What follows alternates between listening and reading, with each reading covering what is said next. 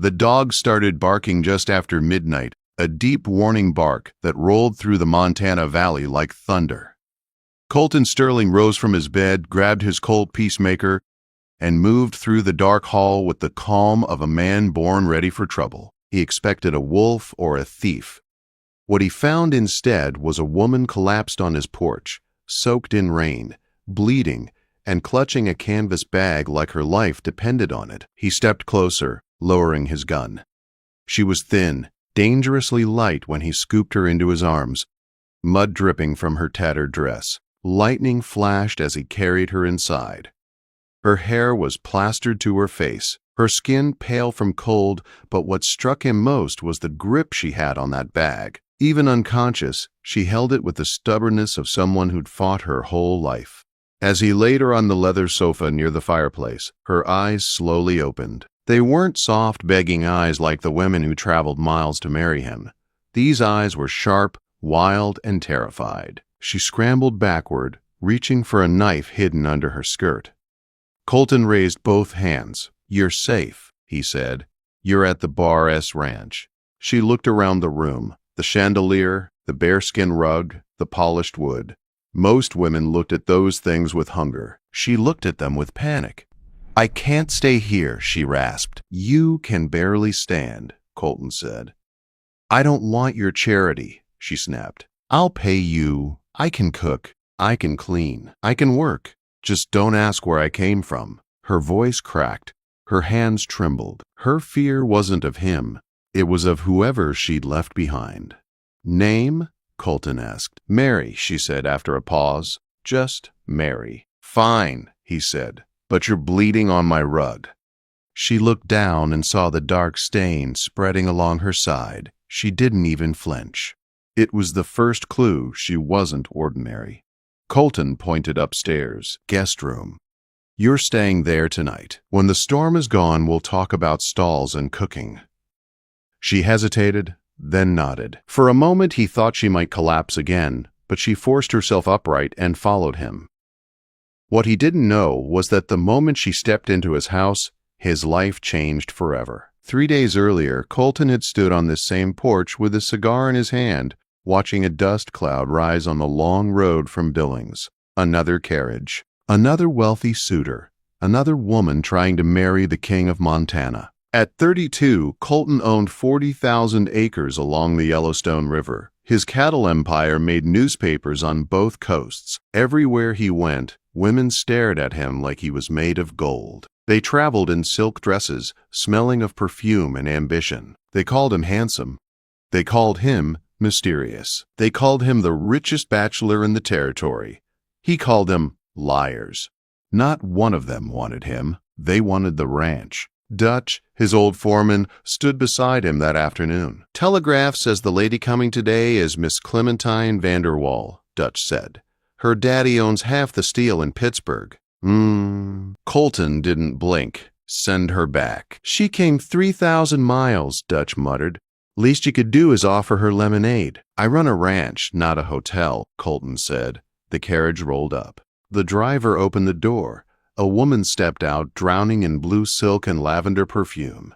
"Ah!" She smiled with all the confidence of someone who never heard the word no. "Mr. Sterling," she purred. "You've seen the wilderness," Colton said. "Now, turn around." Her smile cracked. Her cheeks flushed pink. "Excuse me? You're here for a merger, not a husband," he said.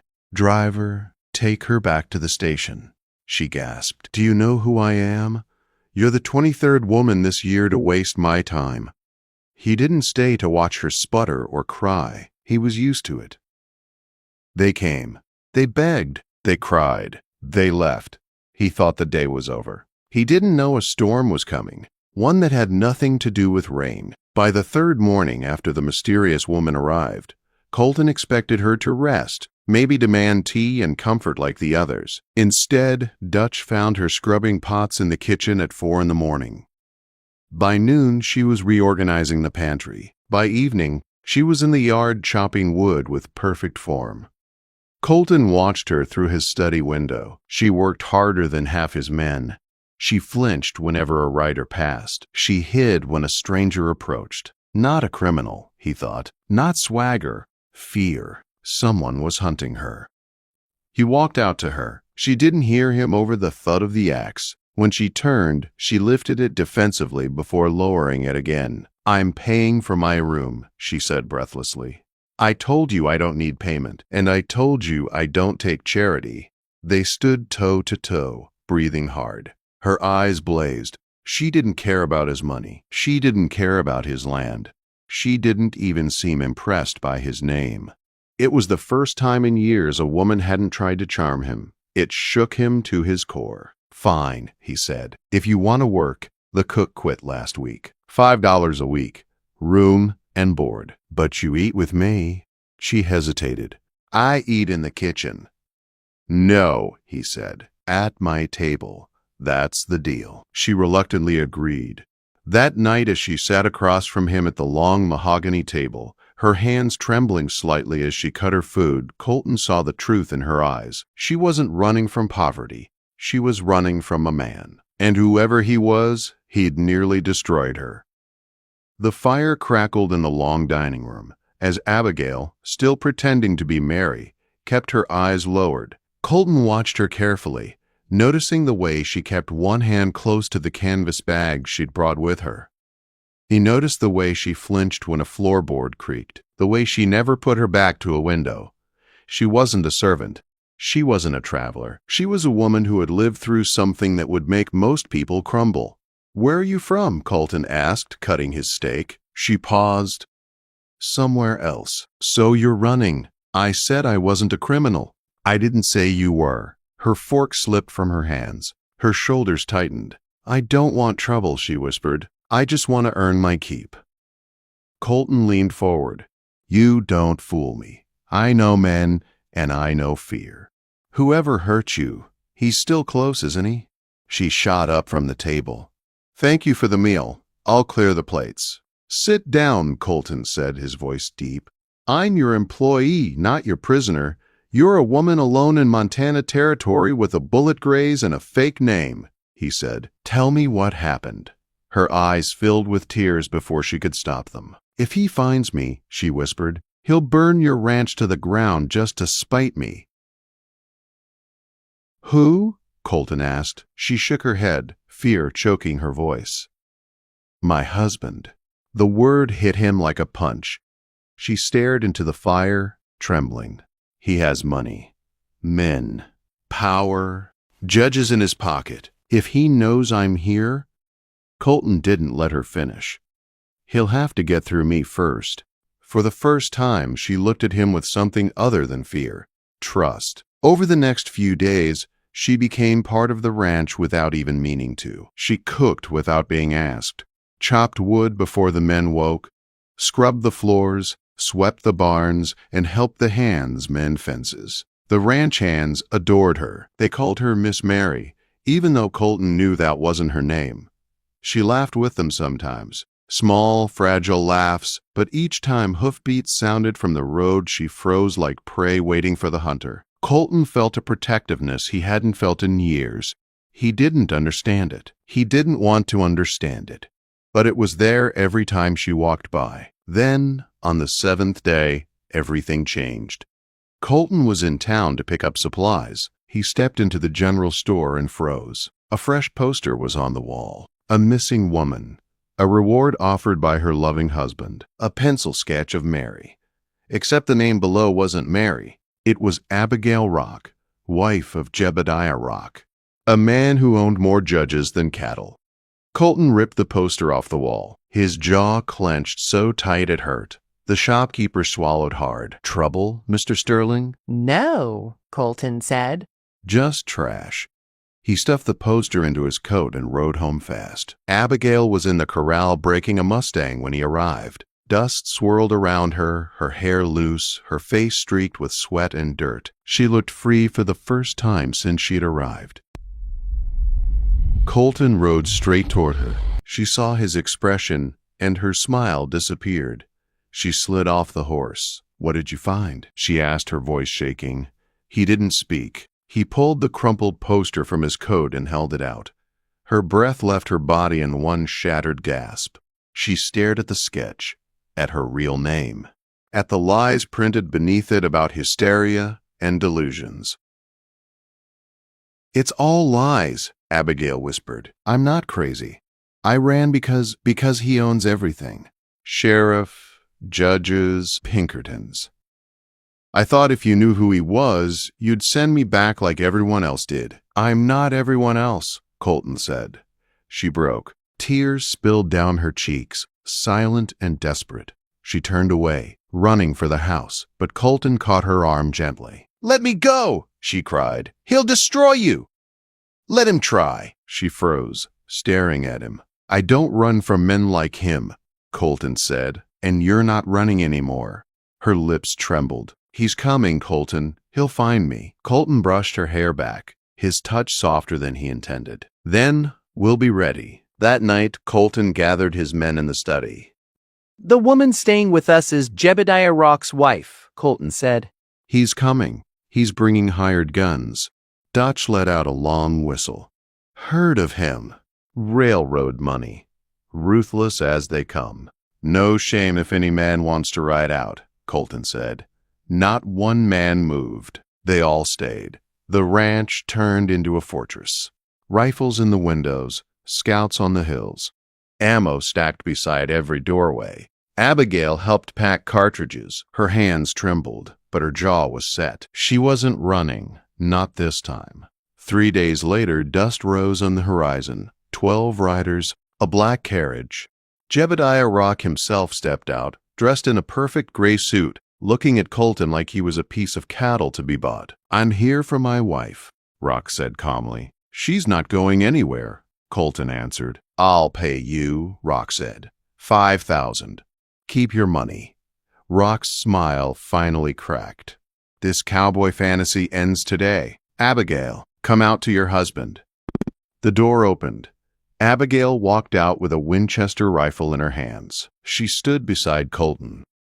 Rock's face twisted with rage. "You prefer him?" he spat.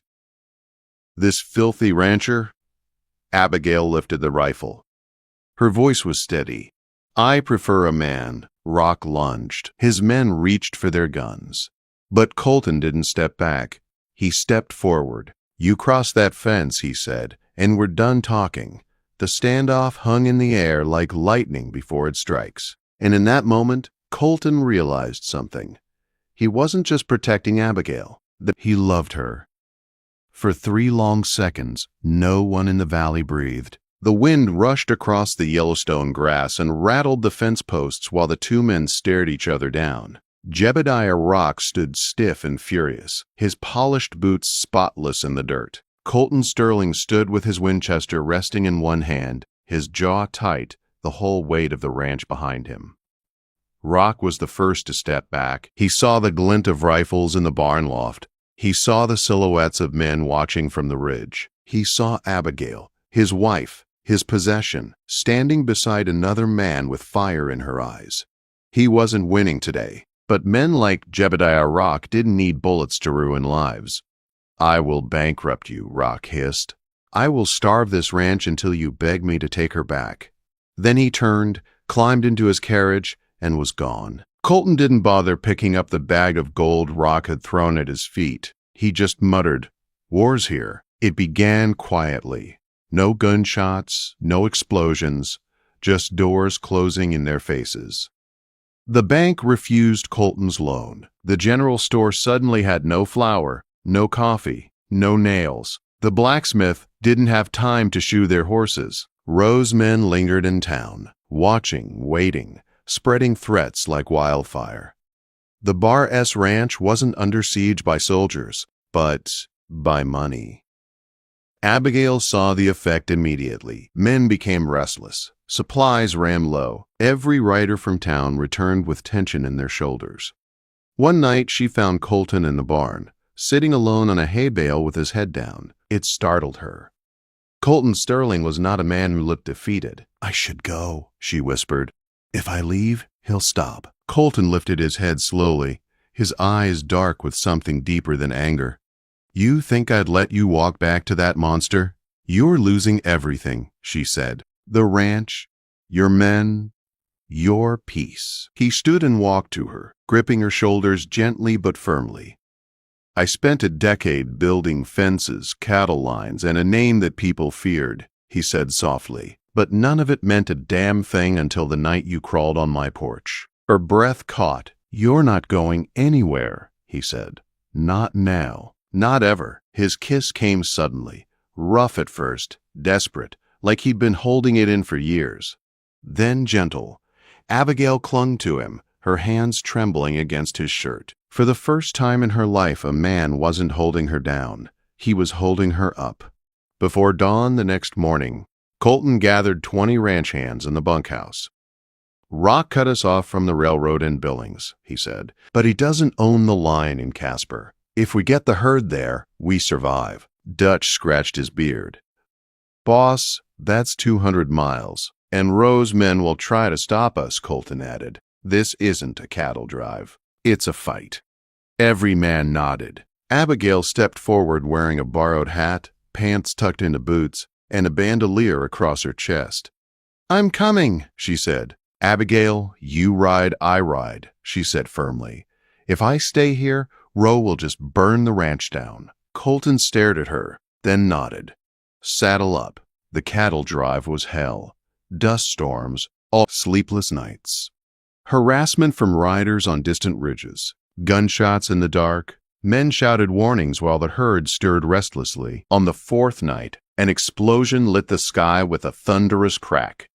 Dynamite. The herd panicked immediately, stampeding toward a canyon drop-off. Turn them! Colton roared, galloping into the chaos. The earth shook with the pounding of thousands of hooves. Abigail rode dangerously close to the front, waving her hat, shouting, firing a shot into the air to push the lead steers away from the cliff. Gunfire rained from the ridges. Rock's men were shooting into the cattle, driving them wild. A steer stumbled right in front of Abigail's horse. Her horse reared and threw her into the dirt. Abigail! Colton screamed. Without thinking, he plunged into the stampede. Abigail had bad words and books. His horse dodged horns and hooves with impossible luck. He leaned down, snatched her by the arm, and hauled her onto the saddle just as the herd thundered over the spot she had fallen. Her arms wrapped around his waist, her body shaking violently. You with me? He shouted. Her voice trembled. I'm here. Together they pushed the cattle away from the cliff until the herd finally slowed. The ranch survived the night. Barely. The next day they reached Devil's Pass, granite cliffs on both sides. A perfect trap. Colton scouted ahead and found Rock's men positioned above the narrow trail. 20 gunmen with the high ground. If they rode through, they'd be slaughtered. Unless someone distracted them. A terrible idea formed. I'll do it, Abigail said immediately when he explained. No, they want me alive, Colton. They won't shoot. He hated it. Hated it so much he could hardly breathe. But she was right. An hour later she rode alone through the pass, a white cloth tied to her rifle like a surrender flag. I'm here, she shouted. Let the men go. All eyes fixed on her. No one looked up the cliffs behind the gunmen, where Colton and his sharpshooters lay hidden. Now, Colton roared. 10 rifles fired from above. The ambushers never stood a chance. Within minutes they fled, leaving the pass open. Colton slid down the rocks, breathless. Abigail galloped to him. He pulled her from the saddle and kissed her like a man who had almost lost his whole world. The drive continued. When they reached Casper, the cattle sold for more money than Colton had ever seen. Over $100,000. Enough to free the ranch. Enough to defy Rock. Abigail smiled for the first time without fear. We did it. We did, Colton said. But when they stepped onto the main street, their triumph froze. A wall of men blocked the path. In the center stood Jebediah Rock, the sheriff at his side, Colton Sterling. The sheriff said, voice trembling, I have a warrant for your arrest. For kidnapping Mrs. Abigail Rock. That's a lie, Abigail shouted. Rock smiled coldly. She's delusional. He snapped his fingers. Arrest him. Deputies raised their shotguns. Colton's men tensed. hands hovering near their guns. The whole street could explode with one wrong move. Then Abigail stepped forward, fast. She grabbed Rock by his fine silk cravat, yanked him off balance, and jammed her Colt revolver under his chin. "Don't move," she screamed. The entire town froze. "Sheriff," she shouted. "You want a criminal? Arrest him. He hired men to kill us." The sheriff hesitated, looked at Colton, then at 20 hardened ranch hands ready to shoot. Finally, he said, "Deputies, stand down." Rock's face turned red with humiliation. "You'll regret this," he snarled. "You already tried," Colton said. Rock fled the street, slipping in mud, his pride shattered. 6 months later, Colton and Abigail married under the open Montana sky. She wore lace. He wore his best hat. Her Winchester leaned beside the altar. The king of Montana finally had a queen. Not one who wanted his money, one who wanted him. And together they built a life no tycoon, no storm, and no enemy could ever break.